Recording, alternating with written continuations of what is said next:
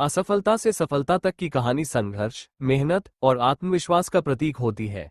ये कहानी हमें ये सिखाती है कि असफलता हमारे जीवन का अंत नहीं है, बल्कि यह सफलता की ओर बढ़ने का पहला कदम हो सकती है। यहाँ प्रेरणादायक कहानियां प्रस्तुत है। डॉक्टर सीवी रमन का जीवन संघर्ष, समर्पण और वैज्ञानिक सोच का अद्वितीय उदाहरण है। उनका जन्म 1888 में हुआ था और उनका बचपन बेहद साधारण था। रमन का परिवार एक मध्यम वर्गीय परिवार था, लेकिन उनके माता पिता ने हमेशा उन्हें शिक्षा के महत्व को समझाया। वे बचपन से ही जिज्ञासु थे और हर चीज के कारणों को समझने में रुचि रखते थे।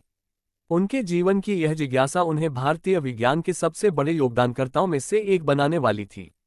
रमन ने अपनी प्रारंभिक शिक्षा चेन्नई में की और बाद में वे कोलंबो के सेंट थॉमस कॉलेज में पढ़ाई के लिए गए। उनके शिक्षक और परिवार ने उनके भीतर वैज्ञानिक सोच और ज्ञान की लालसा को हमेशा बढ़ावा दिया। रमन को बचपन में भौतिकी से बहुत प्रेम था और वे हमेशा अपने सवालों के उत्तर खोजने के लिए प्रयोग करते रहते थे। एक बार रमन ने आसमान को देखकर पूछा था, आसमान नीला क्यों दिखता है? और इस सवाल ने उनके जीवन का एक महत्वपूर्ण मोड़ लिया। उनके शिक्षक ने उनका मजाक उड़ाया और कहा कि वे इसे कभी समझ नहीं पाएंगे। लेकिन रमन ने इस सवाल का उत्तर ढूंढने के लिए अपने जीवन को समर्पित कर दिया। रमन की शिक्षा में कई कठिनाइयां आईं, लेकिन उन्होंने कभी हार नहीं मानी। उनकी राह में सबसे बड़ी बाधा ब्रिटिश साम्राज्य का शासन था, जो भारतीय विज्ञान को बढ़ावा देने के बजाय उसे दबाने की कोशिश करता था। रमन ने इस कठिन समय में भी खुद को साबित किया और अपने शोध कार्यों में लग गए। उन्होंने किंग्स कॉलेज, लंदन में पढ़ाई की और फिर कैम्ब्रिज विश्वविद्यालय से अपने शोध कार्य की शुरुआत की। लेकिन रमन का मस्तिष्क भारतीय माटी में बसा था और उन्होंने हमेशा भारतीय विज्ञान को समर्पित रहने का फैसला किया। वे जानते थे कि भारत में भौतिकी और विज्ञान के क्षेत्र में बहुत संभावनाएं हैं, बस उसे एक दिशा की आवश्यकता थी। रमन ने 1928 में रमन प्रभाव की खोज की, जो उनके जीवन का सबसे बड़ा वैज्ञानिक योगदान था। रमन प्रभाव का ये सिद्धांत भौतिकी के क्षेत्र में एक नया आयाम लेकर आया। जब रमन ने ये सिद्धांत पेश किया तो पूरे वैज्ञानिक समुदाय में हलचल मच गई। इससे पहले प्रकाश के परावर्तन और प्रसार पर व्यापक शोध हुआ था, लेकिन रमन ने प्रकाश के अणुओं के साथ उनके बिखरने के तरीके पर एक बिल्कुल नया दृष्टिकोण प्रस्तुत किया। इस खोज ने उन्हें 1930 में भौतिकी का नोबेल पुरस्कार दिलवाया और यह भारत के लिए एक ऐतिहासिक क्षण था। रमन की इस सफलता से यह साबित हो गया कि भारतीय वैज्ञानिक भी अपने देश की सीमाओं से बाहर जाकर विश्व में एक बड़ा नाम कमा सकते हैं। रमन की यह खोज पूरी दुनिया में मानी गई और भौतिकी के अध्ययन में एक नई दिशा प्रदान की। इसके बाद रमन ने अपनी वैज्ञानिक यात्रा को और भी ऊंचाइयों तक पहुंचाया और उन्हें विश्वभर में सम्मान और प्रतिष्ठा प्राप्त हुई। रमन का जीवन केवल उनके शोध तक सीमित नहीं था। वे एक महान शिक्षक, मार्गदर्शक और प्रेरणा स्रोत थे। उन्होंने भारतीय विज्ञान संस्थान IISc की स्थापना की, जो आज भारत में विज्ञान और प्रौद्योगिकी के क्षेत्र में सबसे प्रतिष्ठित संस्थानों में से एक है। उन्होंने हमेशा भारतीय वैज्ञानिकों को अपने ज्ञान और अनुभव से प्रेरित किया और उन्हें उन्नति की दिशा में मार्गदर्शन किया। रमन का यह मानना था कि भारत में विज्ञान के क्षेत्र में एक मजबूत आधार स्थापित करना आवश्यक है, ताकि भारतीय वैज्ञानिक अपनी क्षमता का पूर्ण उपयोग कर सकें। वे चाहते थे कि भारतीय युवा वैज्ञानिक भी दुनिया के सबसे अच्छे वैज्ञानिकों के बराबरी पर खड़े हों और अपनी शोध में योगदान करें। रमन का जीवन संघर्षों और कठिनाइयों से भरा हुआ था, लेकिन उन्होंने कभी हार नहीं मानी। वे भारतीय समाज और विज्ञान को एक नया दृष्टिकोण देने में सफल रहे। उनकी मृत्यु के समय 1970 में उनका योगदान दुनिया भर में महसूस किया गया था। हालांकि रमन का स्वास्थ्य खराब हो गया था, फिर भी उनका योगदान आज भी वैज्ञानिकों और छात्रों के लिए एक प्रेरणा बना हुआ है। रमन के निधन के समय उनके परिवार और वैज्ञानिक समुदाय में शोक की लहर दौड़ गई। उनके जीवन और कार्यों के कारण भारत ने एक महान वैज्ञानिक खो दिया था, लेकिन उनकी खोजों और उनके विचारों ने उन्हें अमर बना दिया। रमन का निधन एक रहस्य बन गया था, क्योंकि उनके निधन के समय उनके कारणों के बारे में अस्पष्ट जानकारी थी। कई लोग कहते हैं कि उनकी मृत्यु बीमारी के कारण हुई थी, जबकि कुछ यह मानते थे कि उनके निधन के पीछे एक गहरी दार्शनिकता थी, क्योंकि वे हमेशा अपने काम में ही खोए रहते थे। रमन के निधन के बाद उनके परिवार और वैज्ञानिक समुदाय में शोक की लहर दौड़ गई। उनके जीवन और कार्यों के कारण भारत ने एक महान वैज्ञानिक खो दिया था, लेकिन उनकी खोजों और उनके विचारों ने उन्हें अमर बना दिया। उनकी मृत्यु के बाद भी रमन के योगदान ने भारतीय विज्ञान को नई दिशा दी। उन्होंने अपने जीवन में ये सिद्ध कर दिया था कि अगर किसी के पास सपना, समर्पण और संघर्ष की भावना हो, तो वह किसी भी बाधा को पार कर सकता है। रमन की खोजों ने भारतीय वैज्ञानिकों को एक नई पहचान दी और यह साबित किया कि भारत विज्ञान में किसी भी मामले में पीछे नहीं है। उनका जीवन ये सिखाता है कि कोई भी व्यक्ति अपने संघर्ष और कठिनाइयों से कभी नहीं घबराता, बल्कि उन संघर्षों को अपने सपनों को साकार करने का मौका समझता है। रमन की खोजों का प्रभाव न केवल भारत में बल्कि दुनिया भर में महसूस किया गया।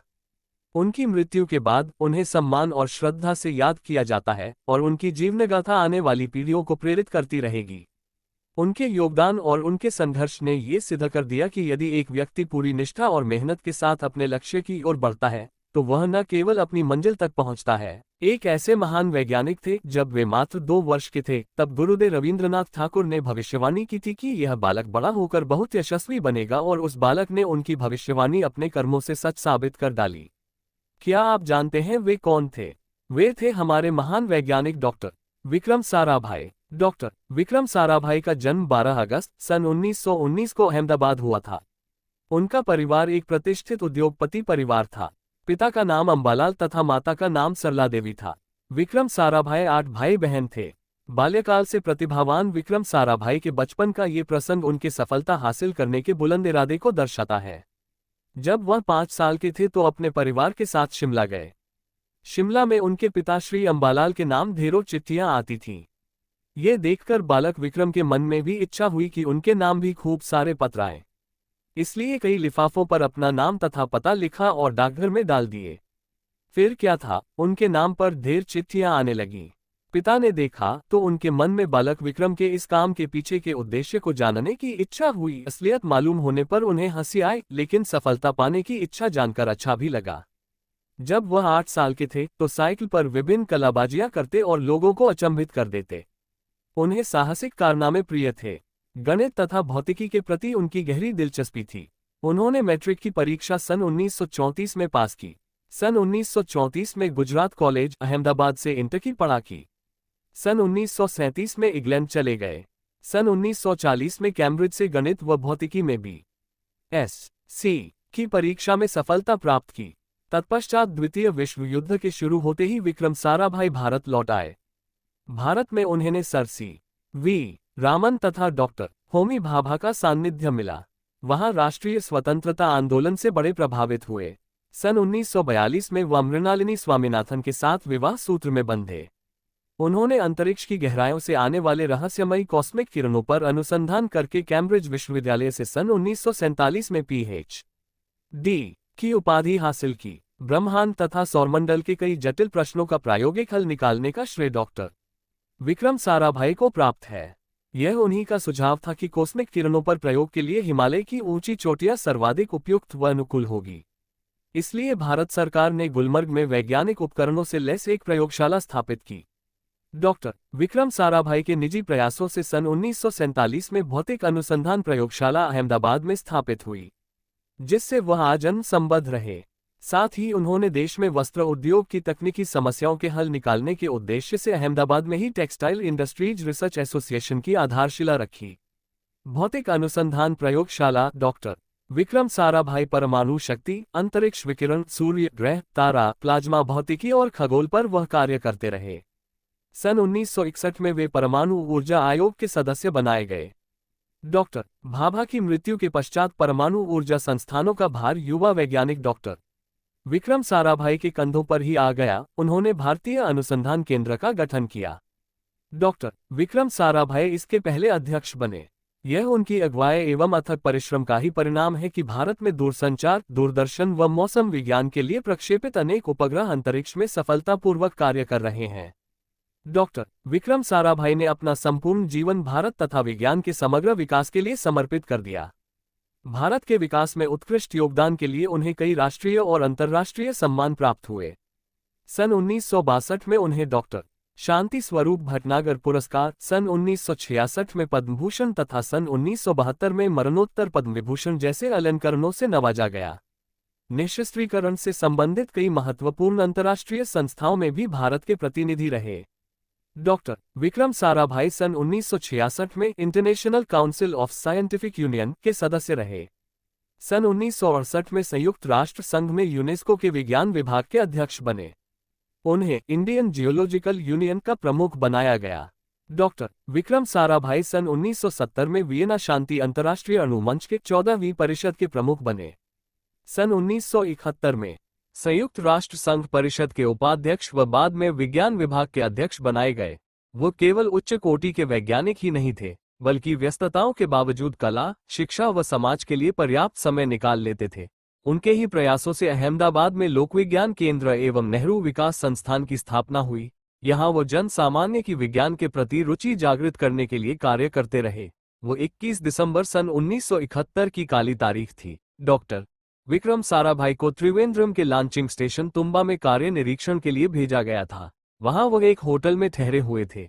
यही हृदय की गति रुकने से उनकी मृत्यु हो गई। उनके निधन से विज्ञान में नित्य नए आयामों को जोड़ने वाला एक जीवन चक्र सदा के लिए रुक गया। ऐसी महान प्रतिभा को शत शत नमन।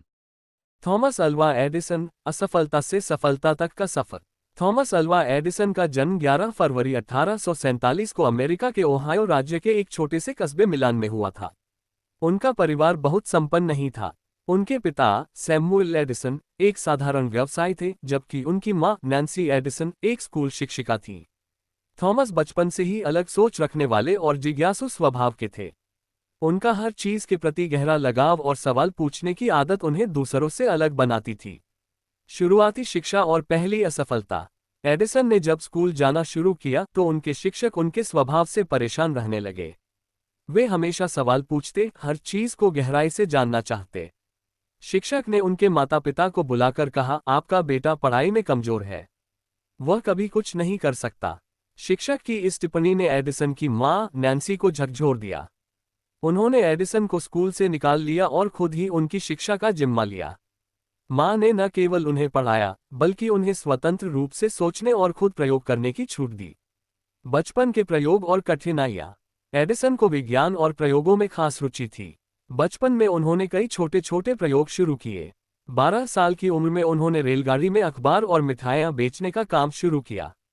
ये काम उनके लिए केवल पैसे कमाने का जरिया नहीं था, बल्कि सीखने का माध्यम भी था। रेलगाड़ी के एक डिब्बे में उन्होंने एक छोटी सी प्रयोगशाला बना ली थी। एक दिन प्रयोग करते समय गलती से उनकी प्रयोगशाला में आग लग गई। इस घटना के कारण उन्हें रेलगाड़ी में काम करने से रोक दिया गया।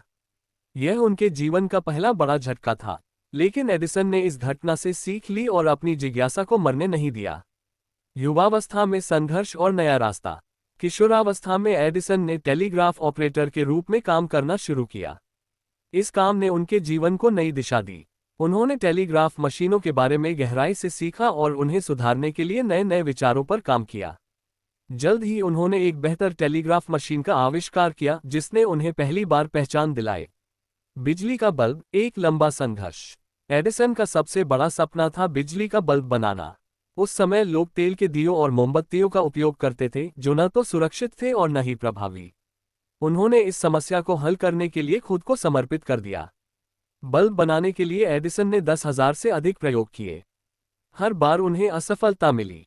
उनके साथ काम करने वाले कई लोग उन्हें छोड़कर चले गए। लोग उनका मजाक उड़ाते थे, लेकिन एडिसन ने हार नहीं मानी। उन्होंने कहा, मैंने असफलता नहीं देखी, मैंने केवल ये सीखा कि 10,000 तरीके ऐसे हैं जो काम नहीं करते। आखिरकार 1879 में उन्होंने कार्बन फिलामेंट का उपयोग करके बिजली का बल्ब बनाने में सफलता प्राप्त की। उनका यह आविष्कार इतिहास में मील का पत्थर साबित हुआ। बल्ब के आविष्कार ने दुनिया को रोशन कर दिया और रात को दिन में बदलने की शुरुआत की। अन्य आविष्कार और योगदान। एडिसन ने केवल बल्ब ही नहीं, बल्कि कई अन्य अद्भुत आविष्कार किए। उन्होंने ग्रामोफोन, चलचित्र कैमरा और टेलीफोन ट्रांसमीटर जैसे 1000 से अधिक आविष्कार किए। उनके आविष्कारों ने न केवल विज्ञान और तकनीक को नई दिशा दी, बल्कि आम लोगों के जीवन को भी बेहतर बनाया। मां का योगदान और विश्वास। एडिसन अपनी मां को अपनी सफलता का सबसे बड़ा श्रेय देते थे। एक बार उन्होंने अपनी मां का वह पत्र पढ़ा, जिसमें उनके शिक्षक ने उन्हें कमजोर दिमाग का बच्चा कहा था। इस पत्र को पढ़कर उनकी आंखों में आंसू आ गए। उन्होंने कहा, अगर मेरी मां मुझ पर विश्वास नहीं करती तो मैं कभी कुछ नहीं कर पाता। उनकी शिक्षा और विश्वास ने मुझे जीवन की हर चुनौती से लड़ने की ताकत दी। एडिसन का दृष्टिकोण, असफलता से सफलता। एडिसन ने हमेशा असफलताओं को सीखने का एक तरीका माना। उन्होंने कहा, महान सफलता का रास्ता हमेशा असफलताओं से होकर गुजरता है। जो लोग असफलता से डरते हैं वे कभी कुछ बड़ा हासिल नहीं कर सकते। उनके जीवन का हर अध्याय इस बात का प्रमाण है कि मेहनत और दृढ़ संकल्प से हर बाधा को पार किया जा सकता है।